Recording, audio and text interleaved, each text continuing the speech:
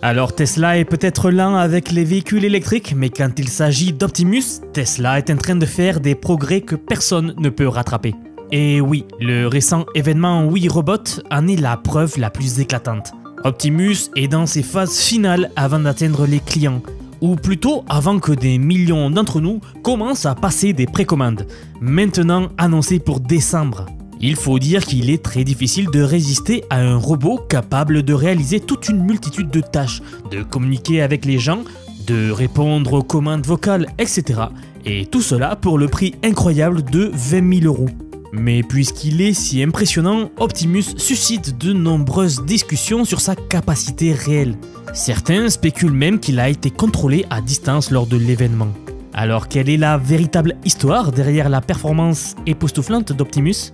Bienvenue pour découvrir de nouvelles avancées incroyables sur le dernier robot qui fait parler. Please be nice to the Optimus robots.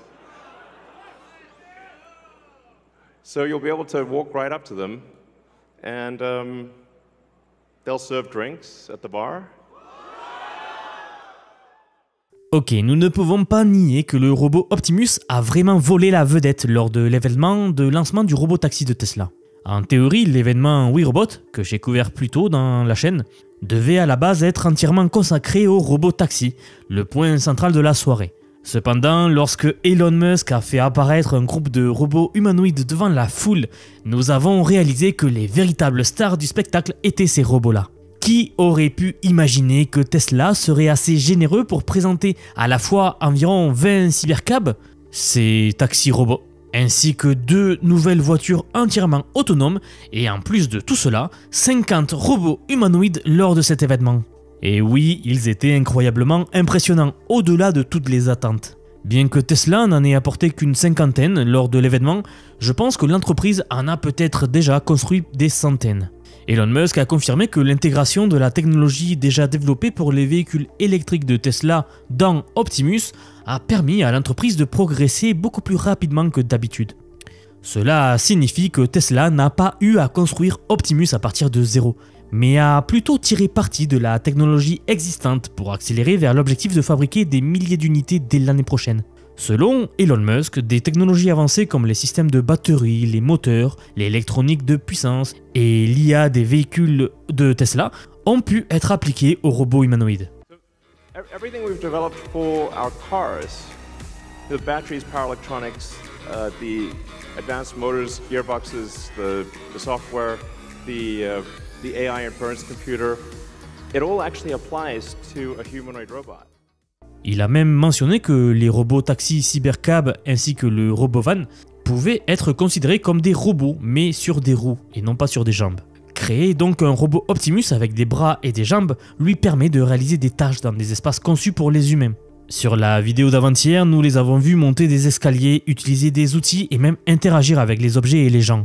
Car Tesla nous a dévoilé de nouvelles images. Jusqu'à présent, nous avons vu Optimus effectuer des tâches assez simples, comme plier des chemises, tenir des œufs ou trier des batteries sur une ligne d'assemblage. Ces tâches étaient un peu trop basiques pour les attentes du public. La plupart d'entre nous voulaient qu'il fasse bien plus, et surtout, nous voulons voir l'utilité pratique ainsi que les fonctionnalités du robot de Tesla dans des situations réelles, plutôt que seulement à travers des vidéos de mise à jour de Tesla sur leur chaîne.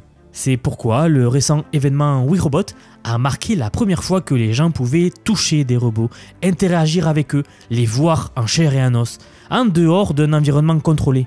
Avant cela, Tesla avait présenté son robot lors d'une exposition en Chine, mais malheureusement ce n'était que le prototype exposé derrière une vitre. Les gens n'avaient donc pas vraiment pu les voir. Et je ne sais pas si vous avez remarqué comme moi.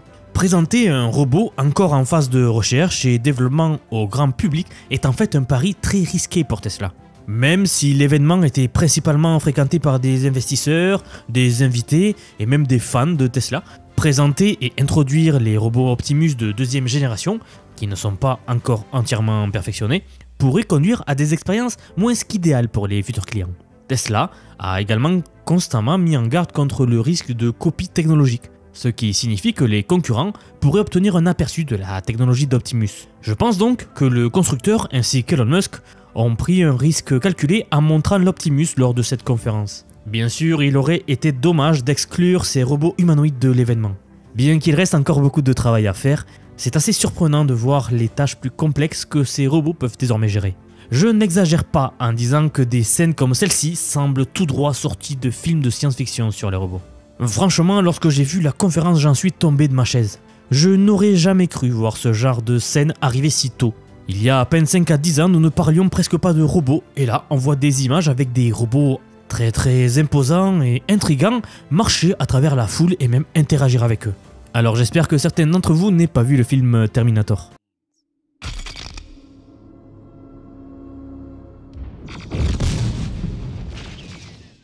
Bref, maintenant, aujourd'hui, à notre époque, un robot peut ouvrir le coffre d'une voiture, apporter vos courses à la cuisine. Il peut aussi nettoyer la cuisine, recevoir le colis du livreur Amazon, et pourquoi pas même les vérifier pour vous, les apporter à l'intérieur. Il peut vous verser de l'eau, il peut même verser l'eau pour vos invités lorsque vous recevez du monde. Juste imaginez toute une multitude de tâches ménagères pouvant être gérées par ces robots, même lorsque vous êtes absent pendant longtemps. Honnêtement, je suis sûr qu'il dissuaderait pas mal les cambrioleurs. En fait, je n'aimerais pas voir un Optimus énervé. Il rangerait donc votre maison, vos animaux de compagnie seraient pris en charge et la pelouse serait tondue. Bref, on peut absolument tout imaginer. C'est incroyable, n'est-ce pas? Comme Elon le dit toujours, le futur ressemble au futur. Et Elon Musk n'a jamais hésité à dire que la liste de réservations pour le robot Optimus va être assez immense. Je vous laisse juste écouter ses propres mots. Because I think everyone of the 8 billion people of Earth, I think everyone's going to want their Optimus buddy. And there's going to be maybe 2. Alors, je ne veux pas paraître trop confiant ou me répéter en disant que Tesla développe vraiment le meilleur robot par rapport à la concurrence. Mais c'est une réalité que personne ne peut nier. Ces derniers mois, un nombre surprenant d'entreprises robotiques ont émergé en Chine et en Amérique du Nord. Nous les avons d'ailleurs toutes couvertes sur la chaîne au fur et à mesure que les inventions sortaient. Certaines, comme Unitree Robotics, sont même assez audacieuses jusqu'à aller vendre un robot, l'Unitree G1, pour apparemment 16 000 €, avec des spécifications assez impressionnantes sur le papier. De notre côté, nous avons Boston Dynamics qui développe des robots depuis des décennies, et il est célèbre pour leur robot Atlas. Mais ce robot-là, ils ne l'ont jamais réellement commercialisé, et j'ai déjà expliqué les raisons il y a 2 vidéos en arrière. Bref, Tesla, une entreprise spécialisée dans la production de véhicules électriques, a réussi à créer 3 générations différentes de robots en moins de 3 ans, et a même pu mettre un grand nombre de ces robots entre les mains des clients pour qu'ils les essaient. C'est une différence significative, même sans considérer la technologie. Concernant les performances d'Optimus, sa vitesse peut être inférieure à celle de la concurrence. Et nous l'avons tous vu en regardant la file de robots Optimus se déplacer parmi la foule lors de l'événement. Chaque pas était plutôt modeste, même si Tesla affirme qu'il est tout de même plus rapide qu'il l'était il y a quelques mois. Comme je l'ai déjà mentionné, Optimus est encore en phase d'amélioration.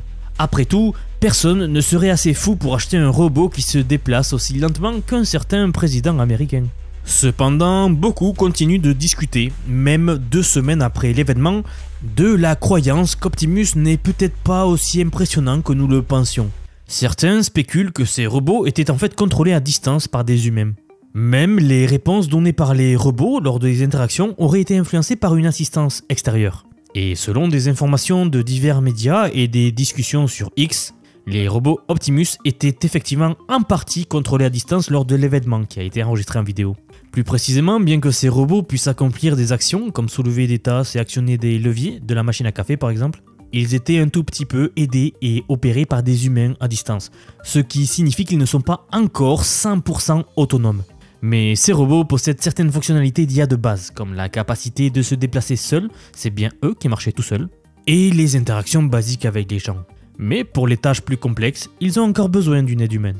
En particulier, un participant à l'événement WeRobot, qui s'appelle Robert Skolble, a posté sur X qu'Optimus n'utilise pas réellement l'IA pour penser et répondre aux questions des utilisateurs. Au lieu de cela, certains étaient opérés à distance par l'équipe de Tesla, ajoutant qu'Optimus n'utilise l'IA que pour marcher.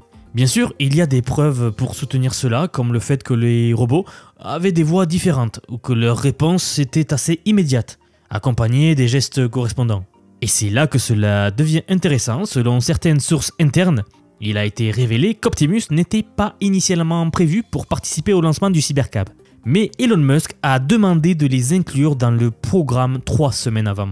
Ce court délai signifiait que Tesla n'avait pas assez de temps pour rendre leur logiciel opérationnel, rendant nécessaire le contrôle à distance. Cela explique beaucoup de choses sur l'ambiance de la conférence. Comme je vous le disais tout à l'heure, la conférence a été complètement folle et impressionnante. Mais quelque chose ne collait pas trop, comme si les annonces étaient trop massives les unes après les autres. Et avec raison, car la conférence était au début prévue uniquement pour présenter le Cybercab, qui est déjà en soi une annonce énorme. Tout cela rentre dans la stratégie d'Elon Musk de pousser son robot en avant. Comme je l'ai mentionné au début, présenter l'Optimus lors d'un événement majeur comme celui-ci, alors qu'il est encore en phase de collecte de données et comporte de nombreux aspects inachevés, est un mouvement audacieux de la part de Tesla. Il semble même que de nombreux investisseurs aient senti quelque chose d'inhabituel derrière les interactions impressionnantes d'Optimus, ou tout simplement qu'ils n'aient pas été convaincus par la performance de Tesla. Cela a même conduit à une baisse de 11% de l'action de Tesla après l'événement. Bien que cela puisse aussi être une réaction tout à fait normale au fait qu'Elon Musk n'a pas donné d'informations détaillées sur la stratégie de revenus à court terme pour le robotaxi, ainsi que pour les mises à jour du FSD, le programme de Tesla pour les voitures autonomes, et d'autres plans de la société. Certaines personnes restent préoccupées par le fait que les robots soient contrôlés par des humains en coulisses. Mais écoutez-moi bien, pour moi cela ne diminue en rien l'impact massif qu'a eu cette conférence. Les robots étaient téléopérés, oui peut-être, mais rien du tout n'empêche à l'avenir que ces robots soient capables de réaliser ces tâches de façon autonome. Et plus encore, je dirais que cela va forcément arriver. Nous ne pouvons plus du tout arrêter la robotique. Ce que nous avons vu la conférence dernière, c'est un aperçu, en avant-première du futur. C'est comme si on était rentré dans une machine à voyager dans le temps et qu'on se soit rendu dans une fête futuriste. Et que vous soyez pour ou contre le fait qu'Elon Musk ait poussé la présentation de ces robots-là ce jour-là, cela a eu un impact immense dans la société. Les gens ont pu voir pour la première fois le futur de leurs yeux. Et bien que l'action de Tesla ait chuté, croyez-moi, elle va aussi vite remonter. Maintenant, avant de continuer sur Optimus, j'aimerais quand même vous donner des nouvelles rapidement sur le Cybercab. Sur un post de X, Matthew Donegan Ryan, actionnaire de longue date et passionné de Tesla, a noté qu'il a pu parler avec le chef du design de Tesla, Franz von Holzschwanzen, ainsi que le vice-président de l'ingénierie des véhicules, Lars Moravy. Les dirigeants auraient fourni quelques informations sur le véhicule à venir, dont certaines n'ont pas été mentionnées lors de la présentation d'Elon Musk. Par exemple, il n'y aurait aucun plan pour fabriquer un Cybercab avec un volant et des pédales. Et ce n'est pas surprenant car un tel véhicule pourrait probablement affecter négativement les ventes des modèles Y et des modèles 3, les deux meilleures ventes de Tesla. Cela souligne toutefois l'idée que Tesla mise une partie notable de son avenir sur le robot-taxi et son potentiel à changer complètement notre façon de nous déplacer. La production du Cybercab se fera apparemment à la Gigafactory de Texas, avant de s'étendre à d'autres usines. Nous aurons peut-être des véhicules produits en Europe dans la nouvelle Gigafactory installée en Allemagne de Tesla. Et ce véhicule ne comportera que 3 boutons à l'intérieur. 2 pour les fenêtres et 1 pour la lumière intérieure, c'est tout. En termes de minimalisme, il va être compliqué de faire moins. Toutes les autres fonctionnalités que les passagers souhaitent accéder ou activer seront gérées via l'écran tactile.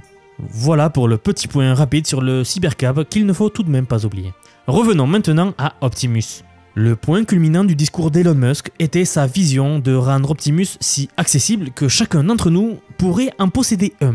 Il a prédit qu'avec le temps, le prix d'Optimus baisserait entre 20 000 et 30 000 euros, ce qui est inférieur à de nombreux véhicules.